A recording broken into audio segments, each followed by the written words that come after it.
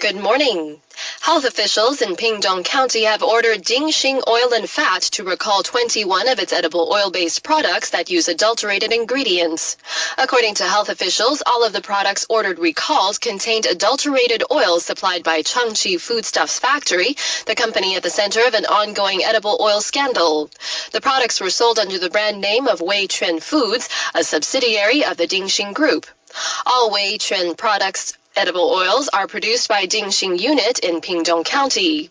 Dingxing Oil and Fat says Changchi oils were also used in its handmade soaps and lighting oils. The Pingdong Public Health Bureau says Dingxing faces fines of 30,000 to 3 million NT for failing to provide a list of all possibly adulterated oils by the October 28th deadline to do so. Meanwhile, Weichuan Foods yesterday apologized for using adulterated ingredients in 21 of its edible oil products. According to Weichuan General Manager Chang Chaohua, the Taichung-based company is deeply sorry for the disturbance caused to customers and users.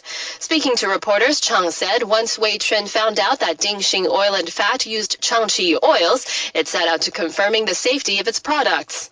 However, Chang refused to say when the company first became aware of Dingxing Oil and Fat was used blending the adulterated oils sold by Changchi into Weichuan products. The Ministry of Justice's Prosecutor Evaluation Committee yesterday opened its investigation into allegations of influence peddling against Legislative Speaker Wang Jingping. Committee members say the aim of the probe is to find out how the Special Investigation Division dealt with wiretaps it obtained during an investigation into allegations against DPP Caucus Whip Ke Jianming. The committee questioned several suspects yesterday, including prosecutors and investigators. The committee says it is still considering whether to call more people in for questioning after it has interrogated Prosecutor General Huang Ximing. That interview is set to take place sometime this week at the earliest. Meanwhile, the Legislative Yuan's Disciplinary Committee could also call Prosecutor General Huang Ximing for questioning when it begins its investigation into the DPP caucus whip. However, the committee says it is unsure if Huang is legally obligated to answer questions. The committee is set to hold a preliminary meeting tomorrow to work out procedures for the inquiry and decide who to call as witnesses in the case. The Disciplinary Committee was formed at the request of DPP caucus whip Ke Jianming, who allegedly asked Legislative Speaker Wang Jingping to intervene with prosecutors in a breach of trust case in late June. The high-speed rail network is blaming unexpectedly high moisture and salinity in the air for Saturday's power outage that led to widespread disruptions. According to Chief Operating Officer Alex Chung, the company decided on August 11th to turn on insulators at 3 newly added stations in Miaoli, Zhanghua, and Yunling amid safety concerns for construction workers there. The switches were all turned off at the network's other stations.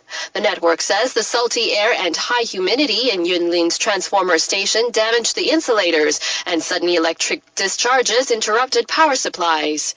Saturday's power outage affected some 32,000 passengers. Police in Taipei have charged 4 men suspected of involvement in an attack on pop singer Jam Xiao last week. They have been charged with intimidation and public insult. Police say 2 of the suspects hurled feces and urine into Xiao's car when the singer was heading to work. They missed Xiao and hit his driver. The other 2 suspects were allegedly monitoring the attack from a nearby car. All 4 suspects were released on bail after being questioned.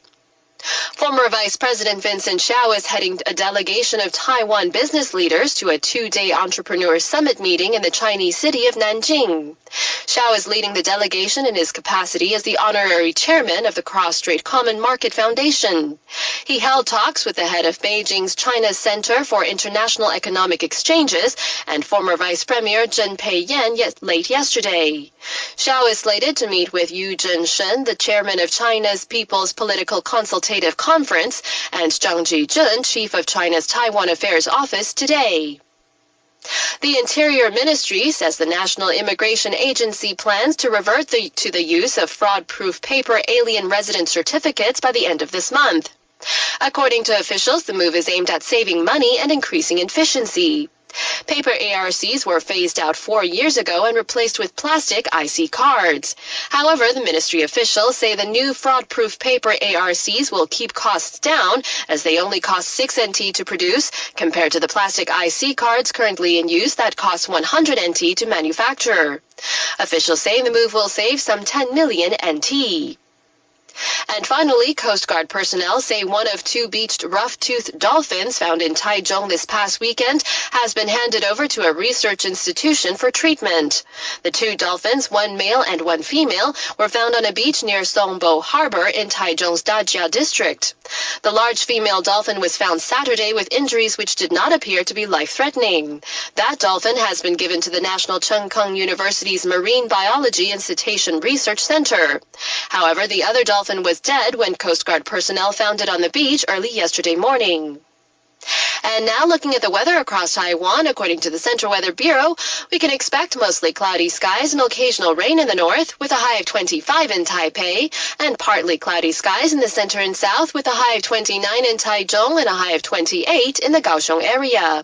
Current temperatures now, Taipei 22, Taichung 23, and Kaohsiung 25. In international news, U.S. Secretary of State John Kerry flew from Egypt to Saudi Arabia yesterday in the second stage of a 9-day tour of the Middle East and North Africa. Kerry is expected to discuss defense and trade issues with officials, with Syria likely to be high on the agenda across the region. The Secretary of State will also meet Israeli and Palestinian leaders to discuss the peace process in Jerusalem and Bethlehem. Jordan, Algeria, and Morocco are also among the countries he is due to visit. While in Egypt, Kerry called for an end to all violence in the country and urged moves to full democracy on his first visit since President Mohamed Morsi was ousted. Kerry's visit to Cairo was not disclosed by U.S. officials until he landed. It is the first time a U.S. Secretary of State has traveled to Egypt on a visit that is unannounced for security reasons. On his 6-hour stop, Kerry met the interim leaders that assumed control following Morsi's removal in July. Meanwhile, thousands of Egyptian police are preparing to fan out across Cairo for the trial of the ousted president today. More from AP Middle East correspondent Mark Levy. Muslim Brotherhood backers started demonstrating days before the beginning of the trial of their president, Mohamed Morsi, deposed by the Egyptian military last summer.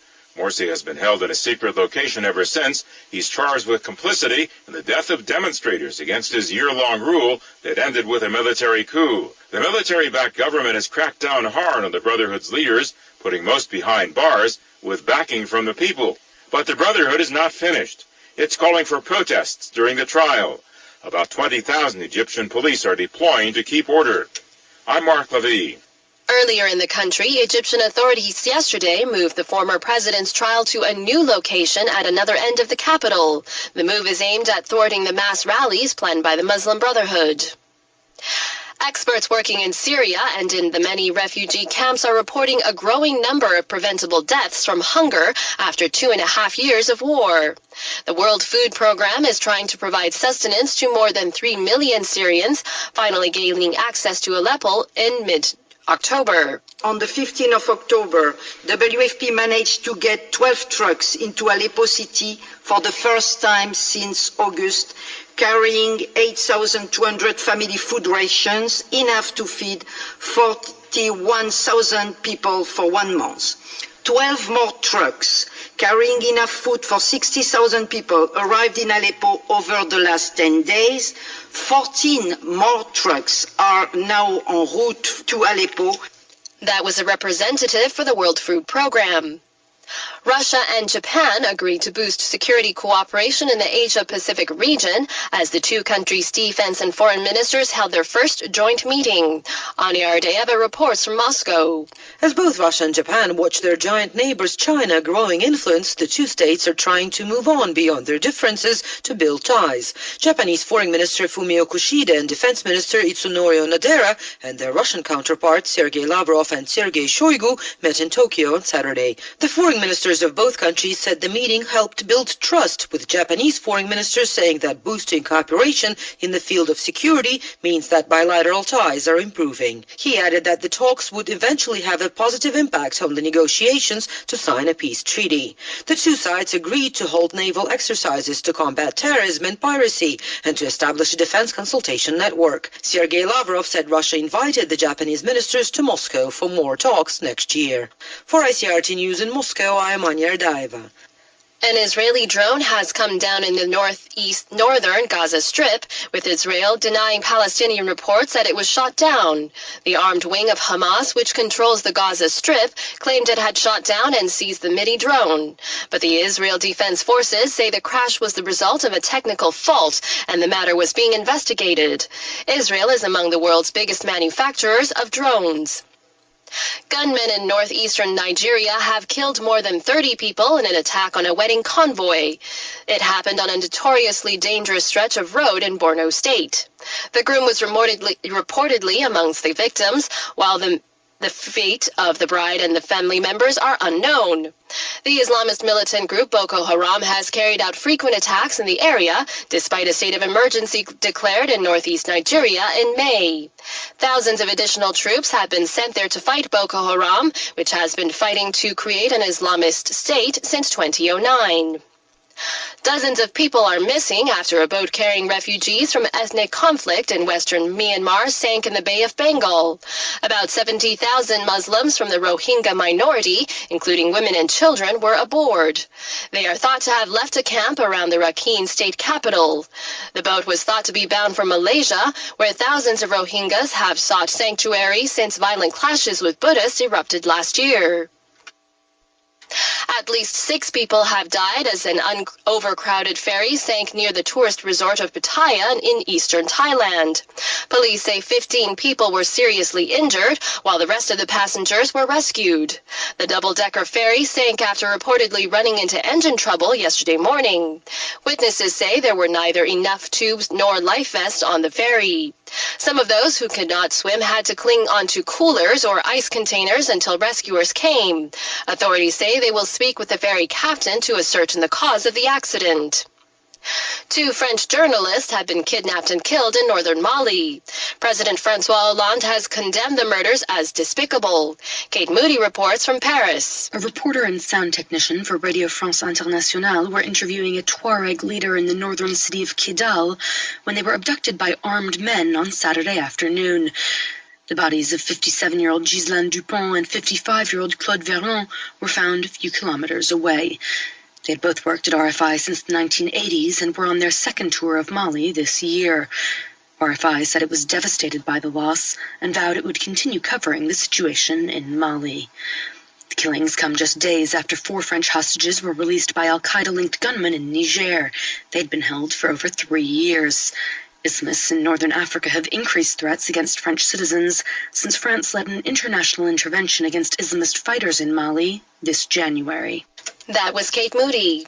U.S. officials are rejecting clemency for Edward Snowden, the former NSA contractor who leaked hundreds of thousands of classified documents to The Guardian and The Washington Post. Our Washington correspondent Priscilla Huff has an update. The White House says flatly Edward Snowden violated the law and he should return to the United States and face justice. And he's getting no sympathy from the U.S. Congress either. Mike Rogers is the chairman of the U.S. House of Representatives Intelligence Committee. He needs to come back and own up. We can have those conversations. If he believes there's vulnerabilities in the systems he'd like to disclose, you don't do it by committing a crime. American lawmakers are not buying Edward Snowden's claim that speaking the truth is not a crime.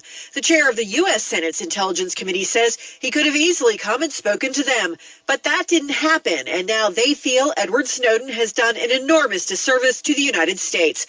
Both congressional committees are promising increased oversight of America's intelligence agencies after allies were angered by the revelations in Edward Snowden's trove of documents. For ICRT News in Washington, I'm Priscilla Huff. Also in the U.S., the alleged gunman who opened fire at the Los Angeles International Airport Friday faces federal charges. Lindsay Mastis reports from Los Angeles. Paul Ciancia faces 2 felony charges, murder of a federal officer and commission of violence at an international airport. The U.S. attorney says capital punishment is an option if Ciancia is convicted. And in these circumstances, the defendant faces either maximum penalty of life without the possibility of parole or the potential of the imposition of the death penalty. Ciancia is accused of using an assault rifle to shoot his way through a security checkpoint. A civilian passenger and 3 TSA agents were shot. One of those agents died. Airport police shot Ciancia. The FBI has been unable to interview him from his hospital bed because he is unresponsive.